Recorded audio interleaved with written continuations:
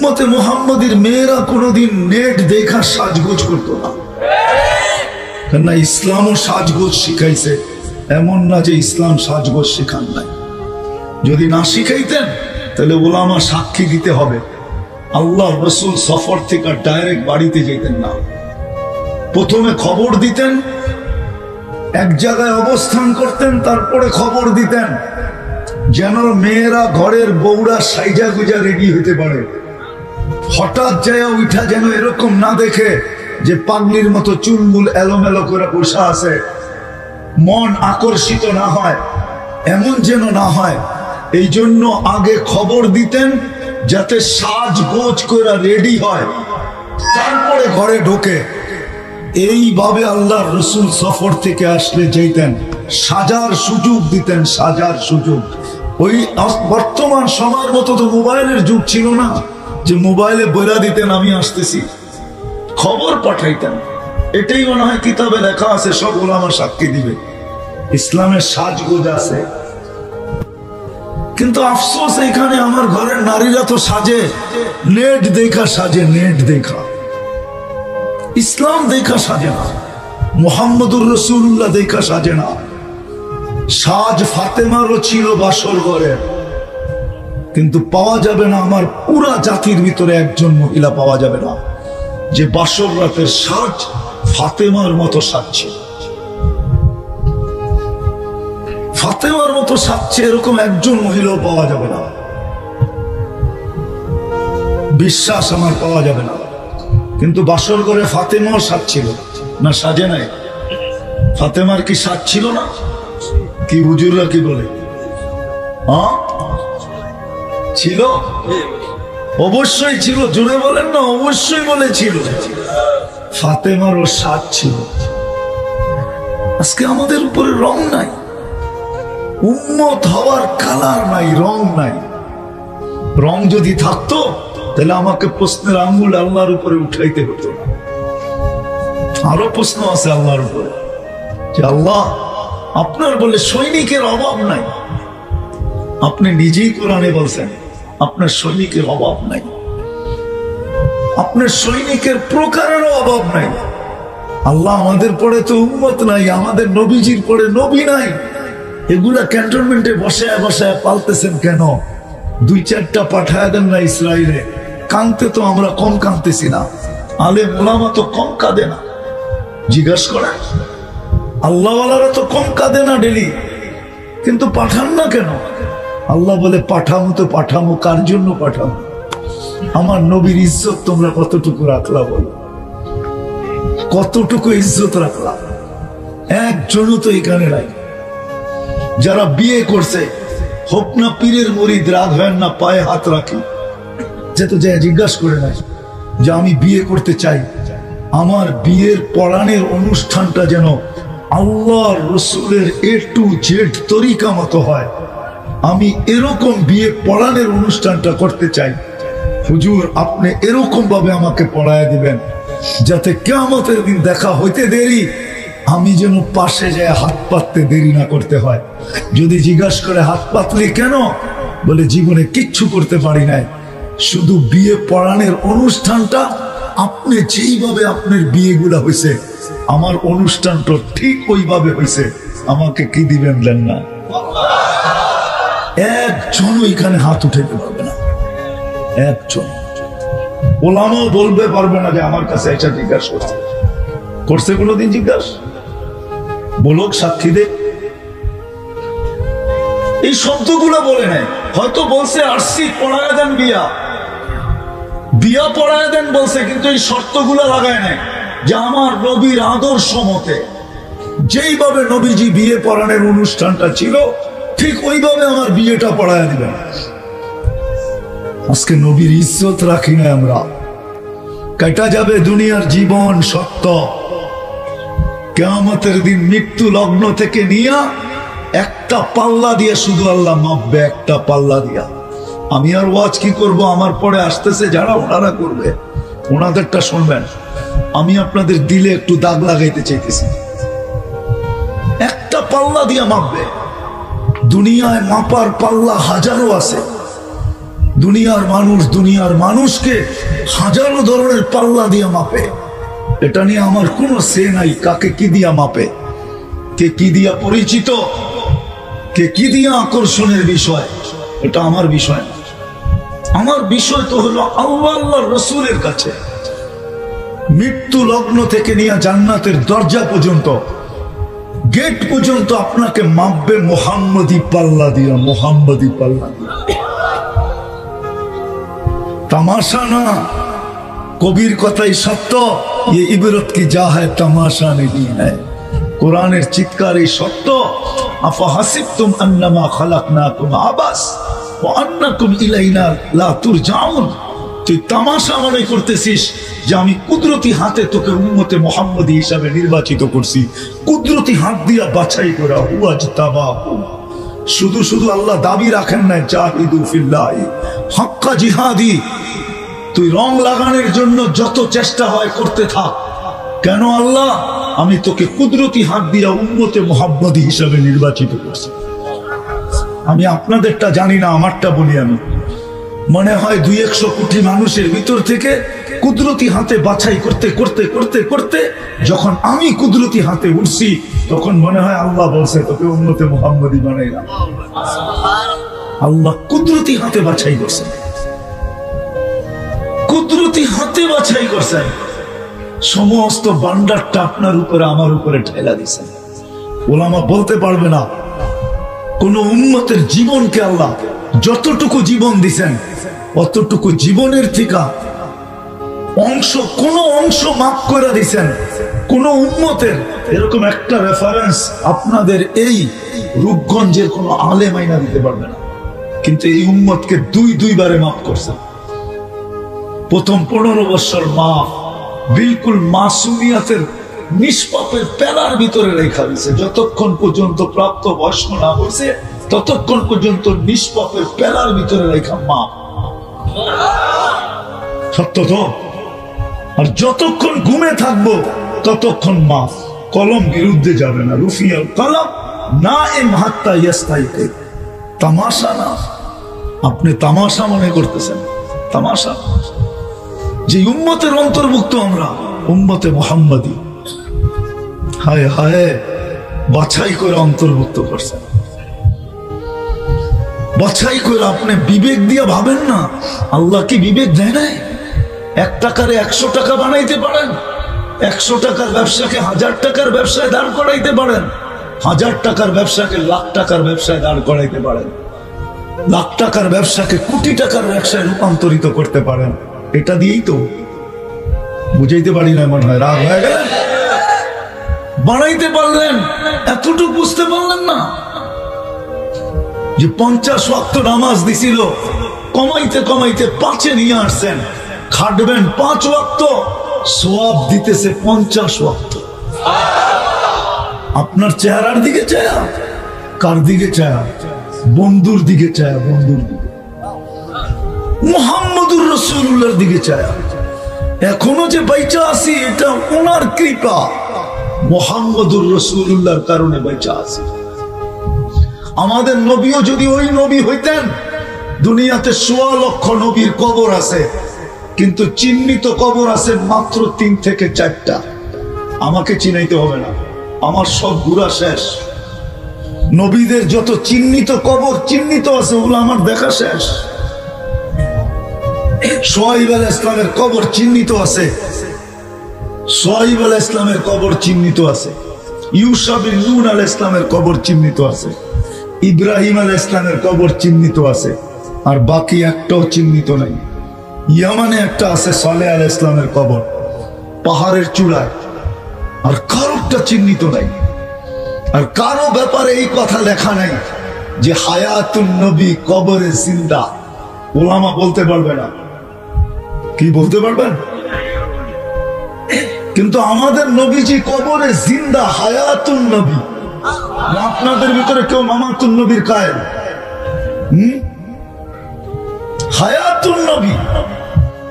আল্লাহ কোরআনে ওয়াদা করছে, বন্ধু আপনি থাকবেন, উম্মতকে সমূলে ধ্বংস করবো তো করবো কি করে? আছে তো আছে কোথায়? মদিনা মুনাওয়ারায় রওজায়ে আতহারে এখনো জিন্দা বসা আছে, জিন্দা। সামনে যায় দাঁড়াইলে দেখে, সালাম দিলে জবাব দেয়। বিশ্বাস হয় না? চলেন 2 কিতাবের হাওলা দেই, উলামারা পড়ে নিয়ে। হুসাইন আহমদ মাদানির জিন্দেগিতে আছে, দারুল উলুম দেওবন্দের হুসাইন আহমদ মাদানি রহমতুল্লাহ আলাইহির জীবনীতে আছে। উনি 18 বছর রিয়াজুল জান্নাতে বসে হাদিস পড়াইছেন। তো ওইখানে হায়াতুন নবী মামাতুন নবী নিয়ে তর্ক বিতর্ক চলতেছিল। একজন আরব ছিল, বড় জাইয়েদ আলেম, সে মামাতুন নবীর কায়েল ছিল। সে কোনো মতেই মানতে ছিল না দলিল। তা একদিন হুসাইন আহমদ মাদানি দর্শের ভিতরে জোশে চলে আসছেন। দর্শ বন্ধ করে দিয়া, চোখ বন্ধ করে চুপ করে বসে আছেন। প্রশ্ন চলতেছে, উনি জবাব দেন না। একটু পরে উনি ইঙ্গিত দিচ্ছেন, রওজার দিকে দেখো। তো পুরা মসজিদ বড় মজমা রওজার দিকে দেখছেন। তো রওজার পর্দা সরে গেছে, সারা দুনিয়া দেখছে। আল্লাহর রাসূল মজমার দিকে দেখা মুস্কি মুস্কি হাসতেছেন আর বসা আছেন। ওরা দেখেন। আরেকটা আছে রেফাই খানদানের সবচেয়ে বড় আলেম, কুয়েতের এক রেফাই খানদান আছে। ওই খানদানের বুজুর্গ রেফাই খানদান, এটা আহলে বাইত। ওই বুজুর্গ যায় যখন সালাম দিছেন, আসসালামু আলাইকা ইয়া জাদ্দি, উনি দাদা বলে সালাম দিছেন। ও আমার দাদা, কেননা এই বংশের ছেলে, আল্লাহর রসুলের বংশের, আল্লাহর রসুলের নসলের, তার অধিকার আছে দাদা বলে সালাম দেওয়া। তো সালাম দিছে, আসসালাতু আসসালামু আলাইকা ইয়া জাদ্দি। তো ভিতর থেকে জবাব আসছে জোরে, ওয়া আলাইকা সালাম ইয়া ইবনি, ও আমার ছেলে, তোর উপরেও সালাম। তো রেফাই খানদানের বুজুর্গ বলতেছিল, দাদা যান, সালামের জবাব যখন এত জোরে দিলেন, তো হাতটা বাহির করে দেন না, একটু চুমা দিয়া যায়। তো হাত বাহির হয়ে আসছে, পুরা পুরা মসজিদে নববী আলোকিত হয়ে গেছে। রেফাই খানদানের ওই লোক হাতে চুমা দিয়া দিছেন, হাত ভিতরে চলে গেছে। আমাদের নবীজির কারণে আমরা বেঁচে আছি। আসেন আসেন, কথা তো আমার পরে যারা আসবে তারা বলবে, এখনো বক্তা রয়ে গেছে। আসেন, আজকে আমরা যে সারা দুনিয়ায় নির্যাতিত, শুধু আর শুধু কারণ মুহাম্মদুর রাসূলুল্লাহ সাল্লাল্লাহু আলাইহি ওয়াসাল্লামের ইজ্জত না রাখার কারণে। ইজ্জত রাখি নাই ওনার চোখের পানির দাম রাখি নাই, দাম মিটা যাওয়া উচিত ছিল আমাদের জমিনের সাথে। শুধু বন্ধুর সাথে ওয়াদা দেখা আল্লাহ আমাদেরকে টিকায় রাখতেছেন, আর এখনো পাহারা দিয়ে রাখতেছেন। কেননা বন্ধুর সাথে ওয়াদা, লা আতরুকু উম্মাতাকা ফারদা ওয়ালা আতরুকু উম্মাতাকা ওয়াহদা, আপনার উম্মতকে আমি দেখা রাখবো। আমরা না চোখের পানির ইজ্জত রাখছি, না আল্লাহর রাসূলের জীবনের ইজ্জত রাখছি। যদি ইজ্জত রাখতাম, তাহলে হায় হায় উম্মতে মুহাম্মাদি দেখলেই চিনা যেত যেটা উম্মতে মুহাম্মাদি। আমাদের উপরে রং হইতো, রং থাকতো, রং থাকতো। হাতে মেহেন্দি দেখলে কারো যেন বোঝা যায় যে মনে হয় বিয়ে করছে, নাইলে হাতে মেহেন্দি দিল কেন। আমাদের রং দেখা বোঝা যেত এটা উম্মতে মুহাম্মাদি। আজকে যুবক দেখলে চিনা যায় না, নারী দেখলে চিনা যায় না, পুরুষ দেখলে চিনা যায় না, শিক্ষিত দেখলে চিনা যায় না, অশিক্ষিত দেখলে চিনা যায় না, ব্যবসায়ী দেখলে চিনা যায় না, মালিক দেখলে চিনা যায় না, শ্রমিক দেখলে চিনা যায় না, কাউকেই চিনা যায় না যেটা উম্মতে মুহাম্মাদি। যার কারণে আমরা নির্যাতিত। আপনি বলবেন যে আমরা নির্যাতিত, আমাদের অর্থ কম। দুনিয়ার 70% সম্পদ আল্লাহ মুসলমানদের পায়ের নিচে দিছে, পায়ের নিচে। অ্যানালাইসিস লাগান, খবর লাগান, তারপরে দেখেন। খালি ডলারটারে বড় দেখেন দেখি মনে করেন সব ওদের কাছে, পাউন্ডটারে বড় দেখেই মনে করেন ওদের কাছে। পাউন্ড ছোট টাকা, দুনিয়ার সবচেয়ে বড় টাকা মুসলমানের কাছে। কুয়েতের টাকার সামনে দুনিয়ার কোনো টাকা নেই। ওমানের টাকার সামনে দুনিয়ার কোনো টাকা নাই। দুনিয়ার সবচেয়ে বড় টাকা দুটা, একটা হলো ওমানি দিনার, একটা হলো কুয়েতি দিনার। এর উপরে কোনো টাকা দুনিয়াতে নেই। দুনিয়ার সবচেয়ে 70% সম্পদ মুসলমানদের কাছে। সংখ্যায় মুসলমান 200 কোটি।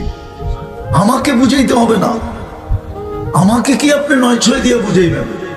মিডিয়া সিডিয়া দিয়ে কি বুঝাইবেন? আমি দুনিয়া ঘুরা শেষ করে ফেলছি। তাহাদিসে নেয়ামত বলতেছি আপনাদেরকে, অহংকার না। আজকেও আমি এক দেশের ভিসা রিসিভ করে আসছি। আমাকে দুনিয়া চিনাইতে হবে না, দেশের নাম বলবো না। নাম শুনলে আপনার চক্ষু কপালে উঠবে, আপনি বলবেন এই মোল্লারে দিল কি কইরা, ঠিক না? এটা খালি মোল্লা না, আমি হুজুর না, খাজুর। আমাকে বুঝাইতে হবে না, দুনিয়ার 70% সম্পদ মুসলমানের পায়ের নিচে। বিশ্বাস হয় না? হ্যাঁ,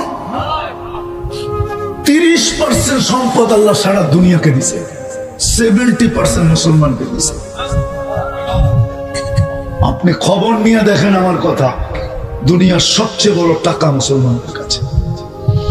দুনিয়ার সবচেয়ে বেশি কাপড় পরে মুসলমান। বিশ্বাস হয় না? ওরা তো কাপড়ই পরে না, আবার বেশি আর কম কি? বিকেনিতে তো গাউসিয়াও পাওয়া যায়, বিকেনি আছে এখানে, বিকেনি বেচে এরকম ব্যবসায়ী আছে, নিচে পাওয়া যায় বিকেনি। চিনেন বিকেনি? বিকেনি বেচে গাউসিয়া মার্কেটে। আমি বিকেনি বললাম, এখানে বিকেনি বলে না, আরেকটা নাম বলে। ওটা গাউসিয়া বিক্রি হয়, জায়া দিগান 200 টাকার উপরে পিস নাই মনে হয়, আমার বিশ্বাস। 2-4টা পকেটে করে লেগে এলে আপনি করে দেখান যেত যে এটার নাম বিকেনি। যুবকরা চিনে, এখন নেটে সার্চ দিলে চলে আসবে বিকেনি, এখানে পাওয়া যায়। ওরা তো কাপড়ই পড়ে না, দামি পড়বে, বেশি পড়বে কোত্থেকে? দুনিয়ার সবচেয়ে দামি কাপড় পরে মুসলমান। বিশ্বাস হয় না? হ্যাঁ, দুনিয়ার সবচেয়ে দামি কাপড় মুসলমান পরে, ওরা পড়ে না। যান যান যান, নেটে পাবেন বিল গেটসের এক একটা শার্ট কয় টাকা দাম, নেটে পাবেন, সার্চ দেন। আমি সার্চ দিয়া বলতেছি। আর আমাদের দেশে পাবেন এক একটা টি শার্ট 10 লাখ টাকা ব্র্যান্ডের, পাবেন না? না নাই? জুতা বলে 20 লাখ, এটা কি মাথায় দেয় না পায়ে দেয়? জুতা কই দেয়? হ্যাঁ, কিন্তু বাংলাদেশের নেটে আছে জুতার দাম 20 লাখ। কত কত? এটা কি দিয়ে বানাইছে? এটা মাথায় দিয়ে ঘুরে না ওই পায়ে দিয়ে ঘুরে? দুনিয়ার সবচেয়ে দামি জুতা পরে মুসলমান, কাপড় পরে মুসলমান, দুনিয়ার দামি জিনিস ব্যবহার করে মুসলমান। দুনিয়ার কোন দেশের প্রেসিডেন্ট নাই, আমেরিকা না, কানাডা না, অস্ট্রেলিয়া না, রানী ভিক্টোরিয়ার গাড়ির ভিতরে সোনার পার্স নাই। মুসলমান প্রেসিডেন্টের গাড়ির সোনার পার্স আছে, সোনার পার্স। আমি নাম বইলা দিই, আপনি সার্চ দিয়া দেখেন। ব্রুনাই প্রেসিডেন্টের গাড়িতে সোনার পার্স আছে, সোনার পার্স। দেখেন, তারপরও নির্যাতিত কেন? দুনিয়ার সবচেয়ে দামি জিনিস ব্যবহার করে, দুনিয়ার সবচেয়ে বেশি খাওয়া খায় মুসলমান। হ্যাঁ, মুসলমানের চেয়ে বেশি কেউ খায় না। এত দামি খাওয়াও কেউ খায় না। ম্যাকডোনাল্ড, ফ্যাকডোনা, কেএফসি আর এটা সার্চ দিয়া দেখেন, সবচেয়ে বেশি মুসলমান খায়। তারপরও নির্যাতিত কেন? যতক্ষণ পর্যন্ত দিনই কথা দিলে নাগাদ হে, ততক্ষণ পর্যন্ত জীবনে রং আসে না। রং, ফুলের প্রতি মানুষ আকৃষ্ট 2 কারণে।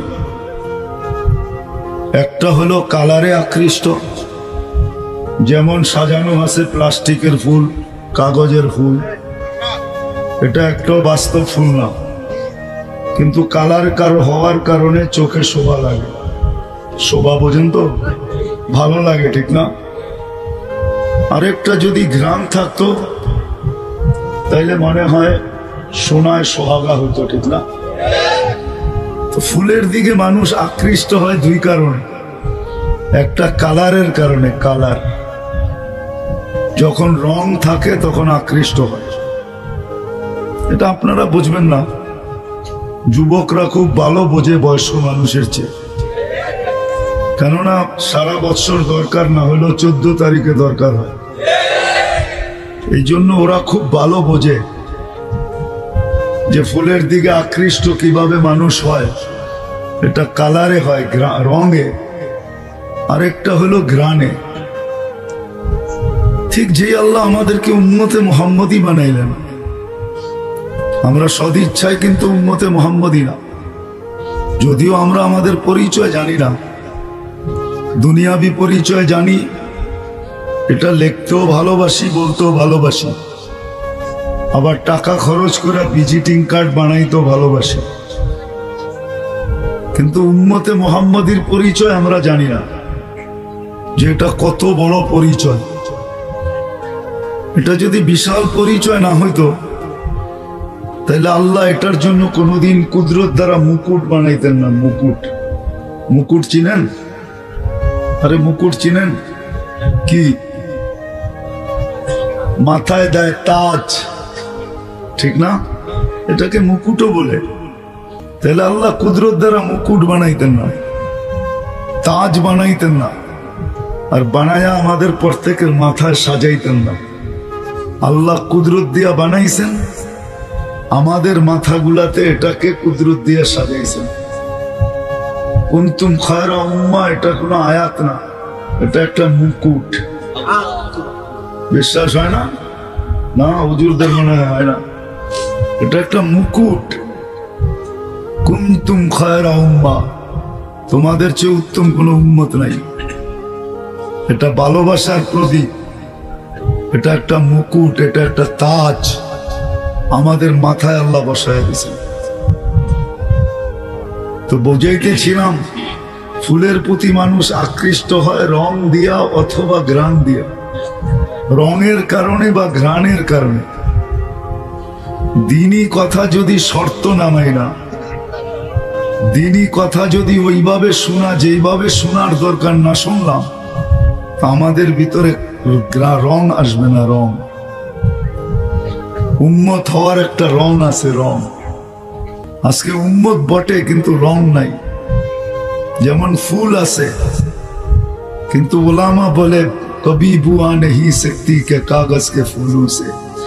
ফুল কিন্তু ঘ্রাণ নাই, ঠিক না? ফুল, ঘ্রাণ। আমরা উম্মত, কিন্তু ভিতরে রং নাই, রং। যার কারণে আজকে উম্মত সারা দুনিয়া নির্যাতিত। উম্মত শুধু শুধু নির্যাতিত না, ইন্নাল্লাহা লাইসা যাল্লামান লিল আবিদ, আল্লাহ বান্দার উপরে কোনোদিন জুলুম করেন না। আজকে আমরা সারা দুনিয়ায় নির্যাতিত, আমাদের ভিতরে রং না থাকার কারণে। রং, রং যদি থাকতো তাহলে কোনোদিন আল্লাহর উপরে প্রশ্নের আঙ্গুল উঠাইতে হতো না। আজকে আল্লাহর উপরও প্রশ্নের আঙ্গুল উঠাইতে মন চায়। ধ্যান দিয়ে শুনতে হবে, তাহলে বুঝে আসবে, নাইলে না। কোরআনই বলে ফাস্তামিউ, ধ্যান দিয়ে শোনো, দিলের কান দিয়া। আনসিতু, বিলকুল চুপচাপ শোনো। লাআল্লাকুম তুরহামুন, তাইলে আমরা কালার ভেরা দিব, নাইলে কালার আসবে না। আজকে দুনিয়াতে মুসলমান নির্যাতিত, সারা দুনিয়ায় মুসলমান নির্যাতিত। আল্লাহর উপরে আঙ্গুল উঠাইতে মন চায় যে আবাবিলকে উঠতে দেখি, কিন্তু কাজে লাগান না কেন? আবাবিল আছে না নাই? কাজে কেন লাগান না? একবারই লাগাইলেন জীবনে কাজে, আর শুধু ওরে ঘুরতে দিলেন, আর কাজে লাগান না কেন? কবে লাগাবেন? আমাদের পরে তো কোনো উম্মত নাই, লাগানোর কোনো সুযোগ নাই। না আছে আমাদের পরে উম্মত? হুজুররা কি কয়? আছে? উম্মতে মুহাম্মদীর পরে কোনো উম্মত আছে? তাহলে কাজে কবে লাগাবেন? কেন কাজে লাগান না আবাবিলকে? হাতিকে পাউডার বানায় দিলেন, হাতি তো আপনি তৈরি করছেন। এটাকে যখন আবাবিল পাউডার বানাইতে পারলো, তাহলে মানুষ বানানো ট্যাঙ্ক কেন পাউডার বানাইতে পারবেন না? ট্যাঙ্ক তো মানুষ বানাইছে, ঠিক না? ইসরায়েলের ট্যাঙ্ক মানুষ বানায় নাই, না আল্লাহ বানায় পাঠাইছে? ওটা কেন পাউডার বানান না? প্রশ্ন তো আল্লাহর দিকে করতে মন চায়, আঙ্গুল উঠাইতে মন চায়। মশা তো আমাদেরকে বিরক্ত করে সারাদিন। মশাকে কেন পালতেছেন? আমাদেরকে বিরক্ত করার জন্য। জীবনে একবারই তো কাজে লাগাইলেন নমরুদি বাহিনীর বিরুদ্ধে। এখনো তো দুনিয়াতে নমরুদি বাহিনীর অভাব নাই। এদের বিরুদ্ধে মশা কেন কাজে লাগান না? আঙ্গুল উঠাইতে মন চায়। ধ্যান দিয়ে শুনলে বুঝে আসবে, নাহলে হই হুল্লায় বুঝে আসবে না। আজকে বুঝার দরকার, নাইলে কিন্তু বড় বিপদে পড়ব। হ্যাঁ, সত্য এটাই, বিপদে পড়া যাব। তো যেটা বুঝাইতেছিলাম, আঙ্গুল উঠাইতে মন চায়। ঠিক এইভাবেও আঙ্গুল উঠাইতে মন চায় যে চিৎকারের ফেরেশতা তো ঘুমায়া সময় কাটাইতেছে। জীবনে একবার একটা চিৎকার দিল কওমে সালের ভিতরে, আজকে পাঠান না কেন? একটা চিৎকার দিয়ে আসো ইসরাইলে। একটা চিৎকার দিলেই তো যথেষ্ট, ঠিক না? না, কোরআন এটা বলে না। একটা চিৎকারই তো দিছিল, সাইহাতান ওয়াহিদা, কোরআনে আছে। একটা চিৎকার দিছিল কওমে সালের জন্য। আজকে ইসরাইলে যে একটা চিৎকার দিয়ে আসো, তাইলেই তো যথেষ্ট, ঠিক না? তাইলেই তো যথেষ্ট। কি আমার কথা বোঝেন? বুঝে আসতেছে?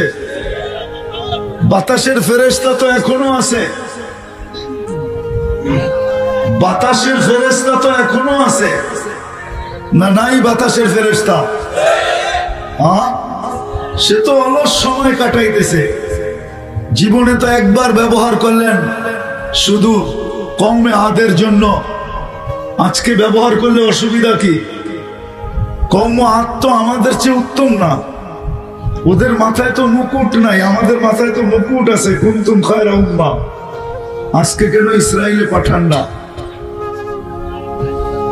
সব কথার যেন আল্লাহ একটাই জবাব দেয় যে আমি পাঠাবো তো পাঠাবো, তোমরা আমার ইজ্জত রাখলা কতটুকু যে আমি পাঠাবো। আজকে আমরা নবীর ইজ্জত কতটুকু রাখলাম?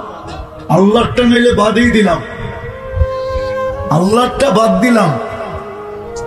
আল্লাহ মনে হয় নিজেরটা বাদ দিয়ে দিছেন। আল্লাহটা বাদ দেওয়ার একটা কারণ বলতেছি, কেন আল্লাহকে তো চোখে দেখা যায় না, তার কথা কানে শোনা যায় না, আল্লাহকে ধ্যান ধারণায় আনা যায় না, আল্লাহকে বর্ণনা দিয়া শেষ করা যায় না। আল্লাহ তো শুধু আল্লাহ না, আল্লাহ শুধু আল্লাহ। 99টা পদের মালিক আল্লাহ। সামান্য পদস্থ হইলেই ধরা ছোঁয়ার বাইরে চলে যায়। দুনিয়ার সামান্য পদস্থ, তাও সীমিত পদের মালিক। এক থানারটা আরেক থানায় যে কিছু গঠনের ক্ষমতা রাখে না, অনুমতি না নেওয়া ছাড়া। পারে নাকি? হ্যাঁ, আর আল্লাহ তো 99 পদের মালিক। কবির কথাই তো সত্য, আমি জমিনে তুমি আকাশে। এত দূরের থেকে আপনারে ধরবো তো ধরবো কি করে? তো আল্লাহ যেন নিজেরটা বাদ দিয়ে দিছেন, নিজেরটাকে সরায় দিছেন।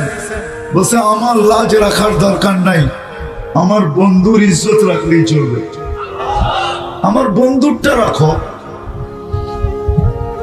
যদি এই কথা সত্য না হইতো তো আল্লাহ কোনোদিন ঘোষণা দিতেন না, ওয়াইন তুতিউহু তাহতাদু। আমার বন্ধুকে মানলেই আমি হেদায়েতের মালা পড়ায়া দিব। কিন্তু এটাও কোরআনে বলে দিয়েছেন, ইন্নাকা লা তাহদি মান আহবাবতা। আপনি চাইলেই কাউকে হেদায়েতের মালা পড়াইতে পারবেন না। হেদায়েতের মালা আমাদের কাছে, আমরা যাকে যাকে চাবো তাকে পড়াবো। আপনি চাইলেই পড়াইতে পারবেন না।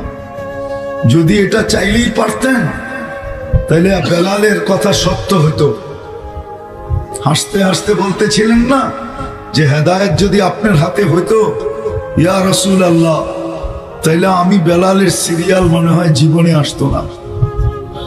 কেন আপনি তো প্রথম বনি হাশেমকে হেদায়েত দিতেন, তারপরে কুরাইশ, তারপরে মক্কা, তারপরে আরব ভূখণ্ড। আমি তো হইলাম সেই ইথিওপিয়ার বেলাল। আমার সিরিয়াল কবে আসতো আল্লাহই জানে। কিন্তু হেদায়েতের মালা আল্লাহর হাতে বিদায় আমাকে 7 নম্বরে পড়ায় দিছে। জালানি সাবাতু সাবিয়া, আমাকে 7 নম্বরে হেদায়েতের মালা পরায় দিয়েছেন। তাহলে বোঝা গেল আল্লাহ বলতে চাইতেছেন আমার বন্ধুর ইজ্জত রাখো, আমি তোমাদের গলায় হেদায়েতের মালা পরায় দিব। নিজেরটা সরায় নিয়ে গেছেন। আজকে মুসলমান সারা দুনিয়ায় নির্যাতিত, নিষ্পেষিত, দীক্ষিত, ঘৃণিত, অবহেলিত, লাঞ্ছিত, বঞ্চিত, সবচেয়ে নিকৃষ্ট ওই উম্মত, যে উম্মতের মাথায় আল্লাহ নিজের কুদরতি হাতে মুকুট পরায় দিলেন। বানাইছেন বহুত আগে, কিন্তু 1.25 লক্ষ উম্মতের ভিতরে কারো মাথায় পড়ান নাই। চাই সে কলিমুল্লাহর উম্মত হোক, কালিমুল্লাহর উম্মত হোক, চাই সে রুহুল্লাহর উম্মত হোক, মুসা আলাইহিস সালামের উম্মত হোক আর ঈসা আলাইহিস সালামের উম্মত হোক, চাই সেটা খলিলুল্লাহর উম্মত হোক, কারো মাথায় পড়ান নাই। আদম আলাইহিস সালামের উম্মতের মাথায়ও পড়ান নাই, আপনার আমার মাথায় পড়ায় গেছে। আমি এটাই আপনাদেরকে বুঝাবো যে আজকে রং নাই আমাদের কাছে। রং যদি উম্মতে মুহাম্মদীর রং আমাদের মাথায় আমাদের গায়ে থাকতো, তাহলে কোনদিন এই উম্মত এত নির্যাতিত হতো না, কোনদিন আবাবিল টানা মেলা উঠতো না, কোনদিন চিৎকারের ফেরেশতা ঘুমাইতো না, কোনদিন বাতাসের ফেরেশতা অবকাশ জীবন কাটাইতো না, কোনদিন জিবরিল আলাইহিস সালাম ডানা মেলা আকাশে উঠতে থাকতেন না। 600 ডানা কোন কাজে লাগাবে? এখন তো আর ওহির বাহক হিসাবে কাজ করতে হয় না। আমাদের নবীজি তো শেষ নবী, এখন তো আর ওহি আনতে যাইতে হয় না, আর ওহি নিয়ে কারো দুয়ারে আসতে হয় না। উনি 600 ডানা নিয়ে উড়া বেড়াইতেছেন। আজকে আমাদের এই দুরবস্থা কেন? কারণটা কি? এইখানে যদি এই দুরবস্থা হয়, তাহলে সামনের দিনে আরো কত দুরবস্থা হবে। কবরে কি হবে, হাসরে কি হবে? উম্মতে মুহাম্মাদী কোরআনের এক আয়াত আমাকে বুঝাইতে চাইতেছে, ইঙ্গিত দিতে চাইতেছেন। কোরআনের এক আয়াত আমাকে, কোরআনে এক জায়গায় আল্লাহ বুঝাইতে চাইতেছেন, উম্মতে মুহাম্মাদী তোমাদেরকে আমি কিয়ামতের দিন আমার পক্ষে আমার পাশে দাঁড় করাবো। আমি যদি আল্লাহকে প্রশ্ন করি, আল্লাহ কিয়ামতের দিন আপনি আমাদেরকে নিজের পক্ষে দাঁড় করাবেন, আমাদের পক্ষে কে দাঁড়াবে? মনে হয় বোঝেন নাই? আমাদেরকে আল্লাহর পক্ষে দাঁড় করাবে। আল্লাহকে যদি প্রশ্ন করি আমাদের পক্ষে কে দাঁড়াবে? আমাদেরও তো লাগবে যিনি আমাদের পক্ষে দাঁড়াবে। তো আল্লাহ বলে ওইটা আগেই বলে দিছি, ওয়ার রাসূলু শাহিদান আলাইকুম, আমি বন্ধুকে তোমাদের পক্ষে দাঁড় করাবো। বন্ধুকে কিয়ামতের দিন মুহাম্মদুর রাসূলুল্লাহ সাল্লাল্লাহু আলাইহি ওয়াসাল্লাম আমাদের পক্ষে দাঁড়াবে। পক্ষে পক্ষে পক্ষে পক্ষে।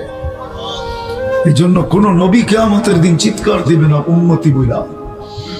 যত নবী হোক আর রাসূলই হোক, কিতাবের বাহক হোক আর কিতাব ছাড়াই হোক, সবাই নফসি নফসি বলবে, নফসি নফসি। ওই দিনটা এরকমই একটা চিত্রের দিন হবে, যেখানে নবীদের মুখ দিয়েও শুধু একটা শব্দ বাহির হবে, রব্বি নফসি রব্বি নফসি রব্বি নফসি। চাই খলিল হোক, চাই কালিমুল্লাহ হোক, চাই রুহুল্লাহ হোক, চাই সফিউল্লাহ হোক, চাই জবিহুল্লাহ হোক, 1.25 লক্ষ চিৎকার দিবে নফসি নফসি নফসি। বরং আরেকটা চিৎকার, আরেকটা চিত্র যদি বুঝে আসে তাহলে তুইলা ধরি। আম্মা জান জিজ্ঞাসা করছিলেন কিয়ামতের দৃশ্য কিরকম হবে। আয়েশা রাদিয়াল্লাহু তাআলা আনহা, তো আল্লাহর রাসূল বলছিলেন, আয়েশা ইয়াউমুন আসির, বড় কঠিন দিন, বড় কঠিন। কান্নি আনজুরু মুসা মুতালাফফিফুন বিউমুদিল আরশ, আমি দেখতেছি মুসা আলাইহিস সালামের মতো নবী আরশের খুঁটি ধরে চিৎকার দিতেছে আর বলতেছে, রব্বি লা আসআলুকা উম্মি ওয়ালা আসআলুকা উখতি, আজকে মাকেও চাই না, বোনকেও চাই না, আসআলুকা নফসি, আমাকে বাঁচান, আমাকে বাঁচান। ওই ভয়াবহ দিনে শুধু একজন ব্যক্তিত্ব, যার মুখে একটা শব্দ থাকবে, ওনাদের মুখে শব্দ থাকবে রব্বি নফসি, রব আমাকে বাঁচান। আমাদের নবীজির মুখে শব্দ থাকবে রব্বি উম্মতি, রব্বি উম্মতি, রব্বি উম্মতি। রব আমার উম্মতকে বাঁচান, আমার উম্মতকে, আমার উম্মত বাঁচান। আজকে ওই উম্মতের উপরে কালার নেই, রং নাই। রং যদি থাকতো তাহলে এই গাউসিয়ার যুবক কোনোদিন নেট দেখা চুল কাটত, নেট দেখা চুল কাটে। কেন নির্যাতিত মুসলমান? কয়টা দেখানো আপনাদেরকে? 200 কোটি মুসলমান দুনিয়াতে, 200 কোটি। কেন নির্যাতিত? কেন নির্যাতিত? কোরআন তো বলে মুসলমান নির্যাতিত হবে না। উলাইকা লাহুমুল আমান, কোরআন তো বলে মুসলমান নির্যাতিত হবে না, ওদেরকে নিরাপত্তার চাদর দিয়া ডাইকা রাখবে। আল্লাহ বলে রাখবো তো রাখবো কি করে? তুই আমার বন্ধুর ইজ্জত রাখলি তো রাখলি কতটুকু? বন্ধুর ধার ধারলি তো কতটুকু? শুধু মুখে বলে মোহাব্বত করি, মুখে, শুধু মুখে। একজনও এখানে নাই যে কোরআনের উপরে হাত দিয়ে বলতে পারবে আমি জানের, আমার জানের চেয়ে বেশি মুহাম্মদুর রাসূলুল্লাহকে ভালোবাসি। আপনি কি এর ভালোবাসেন? টিকা আছেন এখনো, এটা আল্লাহর ইহসান। শুধু বন্ধুর কারণে টিকায় রাখছেন, নাইলে এটা হয়তো হয় কি কইরা, হয়তো হয় কি কইরা। আমি বুঝাইলে বুঝবেন কিনা জানি না, চেষ্টা করতেছি। এটা হয়তো হয় কি কইরা। ডেলি 32 বার আল্লাহকে বলি, আল্লাহ ইহুদি নাসারার হাত থেকে আমাদেরকে বাঁচান। ডেলি 32 বার বলি, 32 বার। 32 রাকাত নামাজ পড়ি আমরা ডেলি, কমসে কম এই হুজুররা পড়ে 32 রাকাত নামাজ। 3 রাকাত বেতের, 17 রাকাত ফরজ, 12 রাকাত সুন্নতে মুআক্কাদা। কত হলো? 32 রাকাতে আমরা পড়ি। আল্লাহ আমাদেরকে 2 হাত থেকে বাঁচান। গায়রিল মাগদুবি আলাইহিম ওয়ালাদ-দাল্লিন, এটা হুজুরদের কাছে তরজমা একটা, আমার কাছে আরেকটা। আমি তরজমা এটা করলাম যে আমরা আল্লাহর কাছে অনুরোধ রাখি, আল্লাহ আমাদেরকে ইহুদি নাসারার হাত থেকে বাঁচান। ডেলি 32 বার বলি, তারপরও আজকে ইহুদি নাসারার হাতে আমাদেরকে সবচেয়ে বেশি মার খাওয়ান কি করে? খাওয়ান কেন? কি করে খাওয়ায়? সারা দুনিয়ার মুসলমান তো এই 2 হাতে নিষ্পেষিত, একটা ইহুদি একটা খ্রিস্টানের হাতে। ফিলিস্তিন মারি খাইতেছে কার হাতে? হ্যাঁ, আজকে তো 32 বার চায় আসলেন আপনি। ফজর থেকে ফজর, জোহর, আসর, মাগরিব, এশা 5 ওয়াক্তে 32 বার বলছেন, আল্লাহ আমাকে ইহুদি নাসারার থেকে বাঁচান।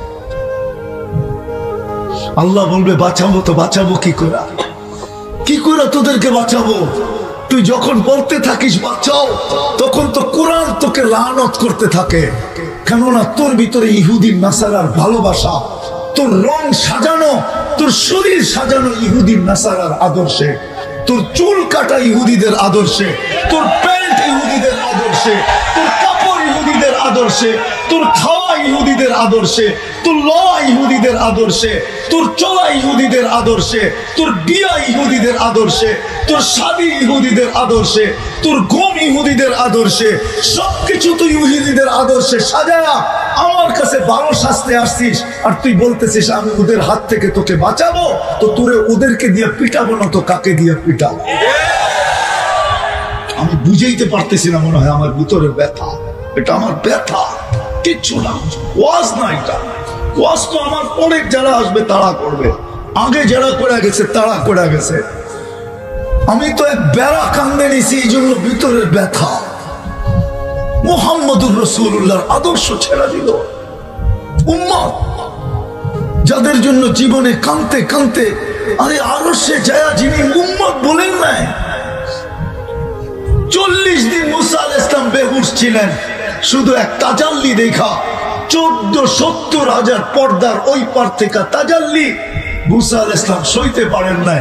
40 দিন বেহুশের মতো ছিলেন। কাবা কাউসাইনি আও আদনা সুম্মা দানা ফাতাদাল্লা ফাআওহা ইলা আবদিহি মা আওহা। এরকম পাশে বসা, আরশের উপরে সমস্ত নূরি পর্দা ভেদ করা, ওইখানে যা বসছেন। হারায় যাওয়ার কথা ছিল, কিছুই মনে আসার কথা ছিল না।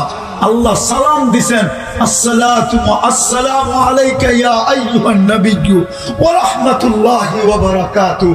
ওই সময় আল্লাহ বন্ধুকে সালাম দিবেন, কিন্তু বন্ধুর সালাম তো নিবে দূরের কথা, উল্টা বইলা উঠছে আমার উম্মত। আজকে আমাকে না দিলেও চলবে, আমার উম্মতকে দেন। ওই উম্মত লানত আমাদের জিন্দেগির উপরে। আমি কথা শেষ জায়গায় চলে আসছি, লানত আমাদের জিন্দেগির উপরে। উম্মতে মুহাম্মাদি আল্লাহ মাপবে মুহাম্মাদি পাল্লা দিয়া, সবাইকে ওই স্কেল দিয়া মাপবে, ওই মিটার দিয়া মাপবে। কোরআন শুধু শুধু চিৎকার দেয় নাই, যেটা আমি প্রথমে বলছিলাম যে আমাদেরকে আল্লাহর পক্ষে কিয়ামতের দিন দাঁড় করাবে। আল্লাহকে যদি জিজ্ঞাসা করি আমাদের পক্ষে কে, তা আল্লাহ বলবে কিয়ামতের বাদশা তোদের পক্ষে। ওর রাসূল শাহিদান আলাইকুম, আমি কিয়ামতের বাদশাকে তোদের পক্ষে দিয়া দিছি। দেখোস না ঘোষণা দিছি, সালতো তা শাস্তি তু সাপ্পা, বন্ধু চাইতে দেরি আমি হাতে উঠায় দিতে দেরি করব না। আজকে বন্ধু চাবে, আমি খালি দিব, আমি চাবো না, আমি দিব। আজকে উম্মত ওই নবীর আদর্শ ছেড়ে দিছে, নবীর ইজ্জত রাখি না। সারা জীবন যদিও চোখের পানি জড়াইছে, জীবনের একটা পর্ব যায় না, 23 বছর চোখের পানি থামে না। মৃত্যু লগ্নে চোখের পানি নিয়ে দুনিয়ার থেকে বিদায় নিছে। জিবরিল জিজ্ঞাসা করতে বাধ্য হয়েছেন, আতাবকি ওয়া আনতা ইলা রফিকিল আলা, এই মুহূর্তে কেউ কাঁদে, আপনি তো আল্লাহর সান্নিধ্যে চলে যাবেন, কাঁদেন কেন? বলছে জিবরিল তুই বুঝবি কি করে, ফামাল্লি বাদি উম্মতি, ব্যথা তো আমার দিলে তোমার দিলে না, উম্মতকে কে দেখা রাখবো, এই জন্য চোখে পানি। আল্লাহ ওই মুহূর্তে জবাব দিছে, ইন্না লাহ লা ইয়াতরুকু উম্মাতাকা ওয়াহদা, আপনার উম্মতকে আল্লাহ দেখা রাখবেন। আবুলাই সামারকান্দি লেখছেন, কবর থেকে উঠবেন তখনও ইয়াবকি ওয়া ইয়াকুল, কানতে কানতে উঠবেন আর বলতে বলতে উঠবেন, জিবরিল আইনা উম্মতি, উম্মত তো দেখি না, একা না উঠছি, তুমি একা আসছো, ময়দান খালি দেখি, আমার উম্মত কই, উম্মত কই, উম্মত কই, উম্মত কই, উম্মত কই। জিবরিল আলাইহিস সালাম আশ্বস্ত করবে, মা সাক্কাল আরদা ইল্লা আহাদুন ইল্লা আনতা, আপনি ব্যতীত জমিনের উপরে কেউ ওঠে নাই, উম্মত এখনো ওঠে নাই, চিন্তিত হয়েন না। যে উম্মত হায় হায় সামান্য দুনিয়াবি একটা পদবি চেয়ার পাওয়ার জন্য, আরে হোক না সেটা মার্কেটের সমিতির পদ, হোক না সেটা ইউনিয়ন কাউন্সিলের পদ, ওটা পাওয়ার জন্য এমপিত্ব মন্ত্রিত্ব তো আরো উপরের জিনিস। একটা ইউনিয়ন কাউন্সিল চেয়ার পাওয়ার জন্য নববধূকে বিধবা করতে দ্বিধা করে না, ছোট ছোট বাচ্চাকে এতিম করতে দ্বিধা করে না, মার্কল খালি করতে দ্বিধা করে না, নিজের তাজা বুকের রক্ত ঢাইলা দিতে দ্বিধা করে না। যে উম্মত শুধু দুনিয়ার একটা কাঠের চেয়ার পাওয়ার জন্য আর কিয়ামতের দিন মাকামে মাহমুদ দিবে মুহাম্মদুর রাসূলুল্লাহ সাল্লাল্লাহু আলাইহি ওয়াসাল্লাম কে, যেটা কোরআন এখনো চিৎকার দিতেছেন, ফাতাহাজ্জাদ বিহি নাফিলাতাল লাক আসা আইয়াবআসাকা রাব্বুকা মাকামান মাহমুদা। আমরা আজানের পরে দোয়ার ভিতরে পড়ি, আতিহি মাকামান মাহমুদা, আমাদের নবীজিকে মাকামে মাহমুদ দেন। ওই চেয়ার পাবে, তারপরও বসবে না। আল্লাহ বলবে কেন বসবেন না? বলছে যে 3 জায়গায় ছুটবে, ও বসবে তো বসবে কি করে? আল্লাহ জানেন, তারপরও জিজ্ঞাসা করবেন 3 জায়গা। উম্মতকে বলে আসছি হাউজে কাউসারের পানি নিজের হাতে পান করাবো, আমি বসলে পানিকে পান করাবে, ওইখান থেকে মিজানে ছুটবো। যদি পাল্লা সামনে না ঝোঁকে তো আপনার প্রতিশ্রুতি গুলো আর কাজে লাগাবো, তো লাগাবো কোন জায়গায়? ওইখানে দাঁড়াই চাওয়া শুরু করব। যতক্ষণ পাল্লা সামনে না ঝুঁকাবেন ততক্ষণ পর্যন্ত চাইতে থাকবো, ততক্ষণ পর্যন্ত সুপারিশ করতে থাকবো, ততক্ষণ পর্যন্ত চিৎকার দিতে থাকবো। উম্মতের পাল্লা সামনে ঝুঁকায় ছাড়বো। 3 নম্বর মিজানে পড়ছে রাতে ছুটা যাব। উম্মত পার না হইতে পারলে দুরুদের গাঠটি মাথায় দিয়ে পার করায় দেব। ওই রাসূল, আজকে আমরা তার সাজে সাজতে রাজি না। আমাদের এই বিপর্যয়ের কারণ একমাত্র কিছু না, শুধু আর শুধু নবীর ইজ্জত রাখি নাই, নবীর মান রাখি নাই, সম্মান রাখি নাই, নবীর আদর্শকে আদর্শ বানাই নাই। আজকে কিছু বলবে না আল্লাহ, বটে বাধ্য করবে না আল্লাহ। আমরা চিৎকার দিতে পারি, দিতেছি, বাধ্য আল্লাহ করবে না কাউকে, নাইলে করতে পারে। সামান্য কিছু কইরা যদি এত কিছু দুনিয়ালাদের উপরে করতে পারে? সামান্য 3 বেলা 2 বেলা 3 বেলা 2 দিন 3 দিন 10 দিন মালিকের কথা মানে না, কান ধরা বের করে দিতে পারে চাকরির ঠিকা। এটা হয় না গাউসি? হ্যাঁ হ্যাঁ, ডেলি তো আপনার ভিতর থেকে 80,000 বার দূষিত অক্সিজেনকে বের করে, 80,000 বার। কার্বন ডাই অক্সাইডকে ডেলি আল্লাহ আমাদের ভিতর থেকে 80,000 বার ক্লিয়ার করেন, 80,000 বার। কতবার দেখেন আপনি নেটে সার্চ দিয়া? আমরা শ্বাস প্রশ্বাস নেই 1,60,000 বার, 60,000 পিওর অক্সিজেন যায়, ও যায়া দূষিত অক্সিজেনটাকে নিজের ভিতরে নিয়ে নেয়। যখন আমরা ছাড়ি তো অক্সিজেনটা ওইটাকে নিয়ে বাহির হয়ে চলে আসে। বন্দাকে 80,000 বার আল্লাহ ডেলি কার্বন ডাই অক্সাইডকে ক্লিয়ার করেন, পরিষ্কার করেন, যে আমার বন্দা যেন অসুস্থ না হয়। যে আল্লাহ এতটুকু খেয়াল রাখে, ওই আল্লাহর খেয়াল কতটুকু রাখেন? হায়, কিচ্ছুই যদি না করতো, নবীজি তো দেখায় দিয়া গেছিলেন, এই উম্মত যদি কিচ্ছুই না রাখতো, এতটুকু লাজ। আল্লাহ ডাকতে দেরি, মসজিদে আসতে দেরি হয় না, আল্লাহ ডাকতে দেরি, দোকানে যায় নামাজ বিছাইতে দেরি করে না, আল্লাহ ডাকতে দেরি, মার্কেটের গলিতে চাটাই বিছাইতে দেরি করে নাই। দোকানদারও বলতেছে, ক্রেতাও বলতেছে, বিক্রেতাও বলতেছে, আগে নামাজ পড়া নাই, আল্লাহ ডাকছে। এতটুকু যদি করতো। আজকে নির্যাতিত এই জন্য। আসেন, কথার শেষ জায়গায় চলে আসছি, আসেন, যদি আমার কথা বুঝে আইসা থাকে, মৃত্যুর আগে তওবা করতে হবে। এই উম্মতকে আল্লাহ সুযোগ দিচ্ছেন, কণ্ঠনালীতে রূহ আসার পূর্ব মুহূর্ত পর্যন্ত সুযোগ আছে। আসেন, আজকে এই জনসমুদ্র থেকে, এত বড় মজমা থেকে, এই সামিয়ানা আল্লাহর জন্য বাধা না। আসেন, হাত উঠায় তওবা করি।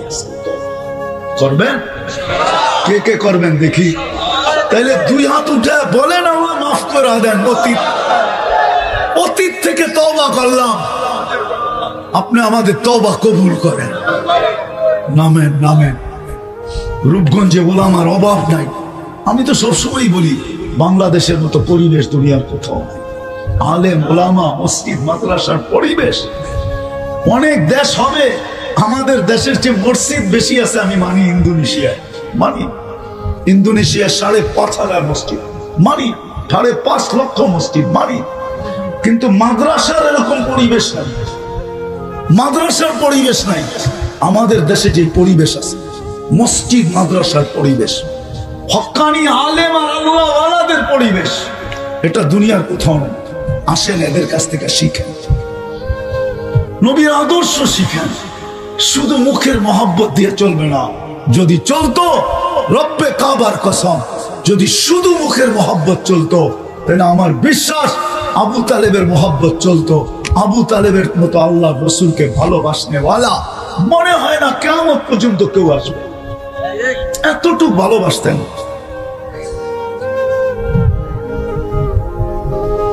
ভালোবাসবেন এতটুকু ভালোবাসবেন, মনে হয় কেউ নাই। এতটুকু ভালোবাসবেন, কেউ নাই যতটুকু আবু তালেব ভালোবাসতেন। অনেকে ভালোবাসে বলে অনেক কিছু প্রমাণ দিতে পারবো ভালোবাসার উনার, কিন্তু পাল্লা উঠাইলে আমার বিশ্বাস ছটকায় যাবে। ভালোবাসবে, আবু তালেবের চেয়ে বড় ভালোবাসনেওয়ালা কেউ নেই। আবু তালেব বড় ভালোবাসতেন। আপনি জানেন না কতটুকু বাসতেন, তারিখ পড়তে হবে, লম্বা ইতিহাস পড়লে তারপরে বোঝা যাবে। আজকে আমাদের সমাজেরও কিছু মানুষ আছে শুধু মুখে ভালোবাসে, মুখের ভালোবাসা দিয়ে পার হতে পারে না। যতক্ষণ পর্যন্ত আমি আদর্শ না শিখবো। শিখবেন সবাই শিখবেন, হ্যাঁ সবাই শিখবেন। আদর্শ কার কাছ থেকে? নেটের কাছ থেকে? হ্যাঁ, নেটের কাছ থেকে শিখবেন। কার কাছ থেকে শিখবেন? হ্যাঁ, সোহবত থেকে শিখেন, সোহবত থেকে। নেট 2 নম্বর জাল। নেট মানে কি? হ্যাঁ, জাল মানে কি? হ্যাঁ, জাল মানে কি? নকল, ঠিক না? হ্যাঁ, বিদায় যেটা বুঝাইতেছিলাম, সমস্ত প্রাণী আল্লাহর গুণগানে বাধ্য। কেউ আল্লাহর গুণগান থেকে বিমুখ হয় না এক সেকেন্ডের জন্য। হাদিসের শব্দ এটাই আমাদেরকে বুঝাইতে চাইতেছেন।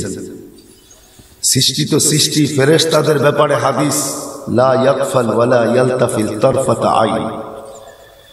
ফেরেশতারা চোখের পলক ঝপতে যতটুকু সময় লাগে, এতটুকু সময়ের জন্য না গাফেল হয়, না বিমুখ হয়, না এদিক ওদিক তাকায়। আল্লাহর গুণগানে একাগ্র চিত্তে রত। সেজদায় আছে তো সেজদা, রুকুতে আছে তো রুকু, দাঁড়ানে আছে তো দাঁড়ানো, বসায় আছে তো বসা। জন্ম মিন আউয়ালি খালকিহি ইলা ইয়াউমিল কিয়ামা, জন্ম লগ্ন থেকে নিয়া কিয়ামতের সকাল পর্যন্ত। বিদায় কোন সৃষ্টির আল্লাহর থেকে বিমুখ হওয়ার কোন সুযোগ নাই, কেননা আল্লাহ বাধ্য করছে। মানুষই একমাত্র প্রাণী যাকে আল্লাহ ছোট্ট একটা স্বাধীনতা দিয়েছেন, ছোট্ট একটা ইচ্ছা দিয়েছেন। সূরা ইয়াসিনের ভিতরে আছে, মানুষ আল্লাহকে সুযোগ দিয়েছেন দুটার যে কোনো একটা গ্রহণ করার। ফামান শাআ আন ইয়াকফুর, ইচ্ছা করলে সে অবাধ্য হইতে পারে, ইচ্ছা করলে সে অনুগত হইতে পারে। দুইয়ের মাঝে মানুষকে আল্লাহ স্বাধীনতা দিয়েছেন। বাকি স্বাধীনতাগুলা বললাম না, যেটাকে আমাদের ভাষায় আরেকটা শব্দ দিয়ে ব্যাখ্যা করা যায়। মানুষকে আল্লাহ মত আদর্শগত স্বাধীনতা দিয়েছেন। মত আদর্শগত স্বাধীনতা দিয়েছেন, যে কোনো মত আদর্শে সে আদর্শবান হইতে পারে। আজকে আল্লাহ কিচ্ছু বলবেন না, আজকে আল্লাহ কিছুই বলবেন না, আজকে আল্লাহ কিছুই বলবেন না। এই জন্য আমরা হাজারো আদর্শে আদর্শবান। দুনিয়ার 750 কোটি মানুষ, 750 কোটি আদর্শ যদি দুনিয়াতে নাও হয়, কিন্তু কোটি আদর্শ দুনিয়াতে হবে, এতে কোনো সন্দেহ নেই। আমার সাথে একমত হবেন কিনা জানি না। কোটি আদর্শ মানুষের হবে, 750 কোটি মানুষের জন্য 2-4-5টা আদর্শ না। দুনিয়া করলে দেখা যায় এক একটা দেশের ভিতরে কত আদর্শের মানুষ। আদর্শ বোঝেন তো? হ্যাঁ, আমি শুধু একটা আদর্শ বলতেছি না, রাজনীতি আদর্শ, এটা নিয়ে আমার কোনো আলোচনা নাই। ধর্মীয় আদর্শ যদি দেখতে চান তো দুনিয়াতে কোটি ধর্মীয় আদর্শ হবে, কোটি ধর্মীয় আদর্শ হবে। মানুষের আদর্শের অভাব নাই। আর এটার কারণ মানুষকে আল্লাহ ছোট্ট একটা স্বাধীনতা দিয়েছেন, মত আদর্শের স্বাধীনতা। এটা যদি না দিতেন তাহলে কোনোদিন মানুষ এত আদর্শে আদর্শবান হতো না। কিন্তু আল্লাহ কিচ্ছু বলেন না। আল্লাহ মানুষকে বুঝাইতে চাইতেছেন। আমি বলি না, বলা যে দেখি না এরকম না, নাযিরুন কাইফা তা'মালুন। আমি হাদিসের শব্দ বলতেছি। আল্লাহ বলতেছে নাযিরুন কাইফা তা'মালুন, তুমি করো কি সব আমি দেখতেছি। শুধু দেখতেছি না তো, আল্লাহ 3টা থিওরি দাঁড় করাইছেন আমাদের সামনে। থিওরি বোঝেন তো? 3টা থিওরি আল্লাহ দাঁড় করাইছেন। কিরামান কাতিবিনা ইয়ালামুনা মা তাফআলুন। ও মানুষ, তোমার 24 ঘন্টার কর্ম কিন্তু সিডিবদ্ধ হইতেছে, সিডিতে আবদ্ধ হইতেছে। 24 ঘন্টার কর্ম সিডিতে আবদ্ধ। মা মিন কাউলিন ইল্লা লাদাইহি রাকিবুন আতীদ। 24 ঘন্টা তুমি যা বলো সব মেমোরিবদ্ধ হইতেছে, মেমোরিতে চলে যেতেছে, মেমোরিতে সেভ হইতেছে। তৃতীয় থিওরি হইল ইয়ালামু খাইনাতাল আ'য়ুনি ওয়া মা তুখফিস সুদূর। ও মানুষ, তুমি চোখের ইশারায় যা বলো, চোখের ইশারায় যা বুঝাইতে চাও, চোখের টিপকুনিতে তুমি যা বুঝাইতে চাও, চোখের ইঙ্গিতে তুমি যা বুঝাইতে চাও, দিলের ভিতরে, ঘরের অন্তরের অন্তঃস্থলে বসে বসে যা তুমি ভাবতে থাকো, তো আল্লাহ বলে স্বয়ং আমি এটাকে মনিটরিং করতে থাকি। কে মনিটরিং করে? আমাদের সবার দিলের উপরে কিন্তু সিসি ক্যামেরা লাগানো আছে। যদিও আমাদের সিসি ক্যামেরাগুলা তার দ্বারা সংযুক্ত, কসম খোদার আপনার আমার দিলের উপরে যে সিসি ক্যামেরা লাগানো আছে, হায় অ্যান্ড্রয়েড সেটে যেরকম কোনো মুঠো ফোনে যেরকম কোনো তারের সংযোগ নাই, তার বিহীন নিয়ে ঘোরা বেড়াইতে থাকেন। কসম খোদার আমাদের সবার দিলের উপরে আরশ থেকে একটা সিসি ক্যামেরা লাগানো আছে, যেটার মনিটরিং স্বয়ং আল্লাহ করতেছেন। আর মনিটরের জন্য যেই এটাকে কি বলে আপনারা টিভির মতো একটা লাগায় রাখেন মনিটর, এটা স্বয়ং আল্লাহর সামনে কুদরতি চোখের সামনে 750 কোটি মানুষের রাখা আছে। বিদায় বাচ্চার কোনো রাস্তা নাই। তো যেখান থেকে আমি শুরু করছিলাম আমি শেষ জায়গায় চলে আসছি। আর লম্বা করতে চাইতেছি না। একটা মানুষ যেখানে কোনো দ্বিমত নাই, আমাকে চলে যেতে হবে, কিন্তু এটাও সত্য আমি চলে যাব, তো যাব কোথায়? আমি কি মৃত্যুর পরে হারায় যাব? তো আল্লাহ এটার সলিউশন দিচ্ছেন, না তুমি হারাবে না, তোমাকে পয়দা আমরা করছি, হুয়াল্লাযী খালাকাকুম। আল্লাহ নিজে বলতেছে সৃষ্টিকর্তা আমি, কিন্তু তুমি না। তোমাকে সৃষ্টি আমি করছি, বিদায় তোমার হারানোর কোনো সুযোগ নাই। এজন্য আল্লাহ চ্যালেঞ্জ করছে, আইনাল মাফার, তুমি হারাবে তো হারাবে কোথায়? না জীবিত অবস্থায় হারাইতে পারো, না মরার পরে হারাইতে পারো। এই জন্য আল্লাহ চ্যালেঞ্জ করছে, আইনাল মাফার, তুমি হারাবে তো হারাবে কোথায়? তারপরে আল্লাহ দ্বিতীয় চ্যালেঞ্জ করছেন, ফানফিরু ওয়ালা তানফিরু ইল্লা বিসুলতান। দুনিয়ার মানুষ তোমাকে হারায়া দেখ, লুকায় দেখ, লুকাবে তো লুকাবে কোথায়? আর তুমি বা ভাগবে তো ভাগবে কোথায়? এখানে দুটা কথাই আছে, দুনিয়ার মানুষ তোমাকে লুকায় দিবে, তো লুকাবে কোথায়? কোন চক্ষুর থেকে লুকাবে? ওই চক্ষু ইয়ালামু দাবিমান নামলাতিস সাওদা আলা সাখরাতিস সাম্মা ফি লাইলাতিদ দুলমা, ওই চক্ষুর থেকে লুকায় দিবে। যে চোখের ব্যাপারে আল্লাহ চ্যালেঞ্জ করতেছেন, যে চোখের ব্যাপারে আল্লাহ চ্যালেঞ্জ করতেছেন, আল্লাহ দেখে ইয়ানদুরু দাবিবান নামলাতিস সাওদা আলা আইয়ু কদমিন ইউকদ্দিমু আইয়ুহ, গুটগুটে অন্ধকার, কালো রঙের পাথর আর কালো রঙের পিপিলিকা যখন ওটার উপরে চলতে থাকে, তো আল্লাহ দেখে কোন পাও আগে কোন পাও পিছে। ওয়াসমা দাবিবান নামলাতিস সাওদা, আর তার পায়ের ধ্বনিগুলা আল্লাহ আরশের উপর থেকে শুনতে থাকে। তো আল্লাহ বলে তোমাকে লুকাবে তো কোথায় লুকাবে বলো? ফানফিরু ওয়ালা তানফিরুনা ইল্লা বিসুলতান, কোথায় লুকাবে? লুকানোর কোনো জায়গা নাই। যেখানে লুকাবে ওটা আমারই রাজত্ব হবে। কোথায় লুকাবে? বা তুমি কোথায় লুকায় যাবে? না তুমি লুকায় যেতে পারবে, না তোমাকে কেউ লুকায় দিতে পারবে। বিদায় আল্লাহর চ্যালেঞ্জ, বিদায় কবির কথাই সত্য। যদিও নাকি পালাও তুমি আকাশেতে লাগিয়ে সিঁড়ি, আকাশেতে সিঁড়ি লাগায় পালানোর কোনো রাস্তা নাই। আল্লাহ বলে নিয়ে আসছি আমি, যাইতে হবে আমার কাছে। ইলাইনা তুরজাউন আফাহাসিবতুম আন্নামা খালাকনাকুম আবাস ওয়া আন্নাকুম ইলাইনা লা তুরজাউন। এটা কিন্তু রব্বে কায়নাতের চ্যালেঞ্জ। কোন রবের চ্যালেঞ্জ? কোন রব? যে রব একটা পদের মালিক। হ্যাঁ, হয় হয় হয়, ওই রবের চ্যালেঞ্জ। তুমি আমার কাছে ফিরতে হবে। আল্লাহর কাছে ফিরা ছাড়া কোনো রাস্তা আমাদের কাছে নেই, ফিরতে হবে আল্লাহর কাছে। ইলাইনা তুরজাউন আফাহাসিবতুম আন্নামা খালাকনা। এই জন্য আমি আপনাদের কাছ থেকে আপনাদের উপরে বিবেকের পর্দা খুলতে চাইতেছি। আমাদের কাজ হলো বুঝানো, আল্লাহ আল্লাহ রসুলের কাজ হলো বুঝানো। আল্লাহ বাধ্য করেন না, আমরাও বাধ্য করবো না। আল্লাহ রসুলও বাধ্য করেন নাই, নাইলে হাত তুলতে দেরি, বাধ্য করতে দেরি করতে হইতো না। শুধু আল্লাহর কাছে বলে দিলেই হইতো, আল্লাহ বাধ্য করে দিতেন।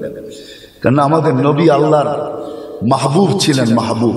হাবিব ছিলেন, হাবিব, যার সাথে আল্লাহর মহাব্বত ছিল, ভালোবাসা ছিল, এশক ছিল, এশক। আল্লাহ যে বন্ধুর সাথে মহাব্বত করছেন, এশক করছেন, এশক।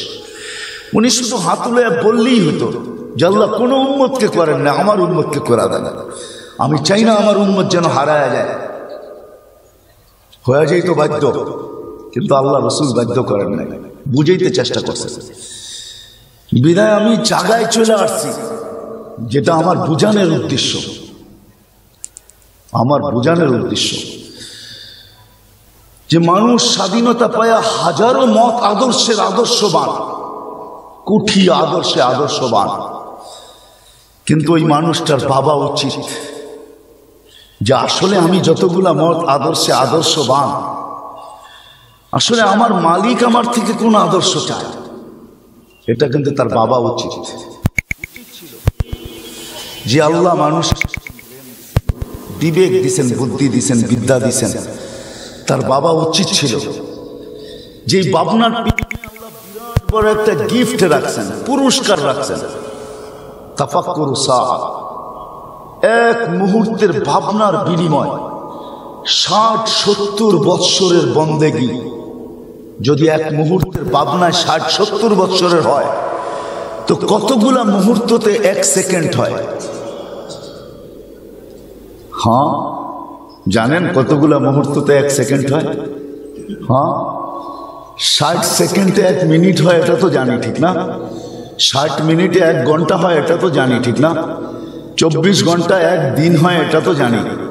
7 দিনে 1 সপ্তাহ হয়, এটা তো জানি, ঠিক না? হ্যাঁ, 30 বা 31 দিন, 30 বা 29 দিন, দোনোটাই বললাম, 1 মাস হয়, এটা তো জানি।